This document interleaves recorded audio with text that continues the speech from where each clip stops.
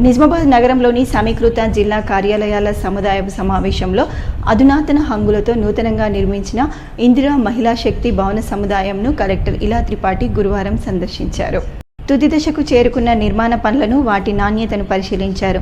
చివరి దశలో ఉన్న పనులను సైతం వేగవంతంగా పూర్తి చేయించాలని, జూన్ 2వ తేదీలోపు భవన సముదాయాన్ని సంబంధిత శాఖల అధికారులకు అప్పగించాలని పంచాయతీరాజ్ ఇంజనీరింగ్ అధికారులను కలెక్టర్ ఆదేశించారు. ఇందిరా మహిళా శక్తి భవనం చుట్టూ ప్రహరీ గోడ నిర్మించాలని సూచించారు. తుది దశ పనులను కూడా నాణ్యతతో పూర్తి చేయించి సకాలంలో అందుబాటులోకి తీసుకురావాలని అన్నారు. స్వయం సహాయక సంఘాల మహిళలకు శిక్షణ, ఉత్పత్తుల మార్కెటింగ్కు ఈ భవనం దోహదపడుతున్నందున ఎలాంటి సౌకర్యాలకు తావు లేకుండా ప్రభుత్వం నిర్దేశించిన విధంగా అన్ని సదుపాయాలు అందుబాటులో ఉండేలా చూడాలని ఆదేశించారు.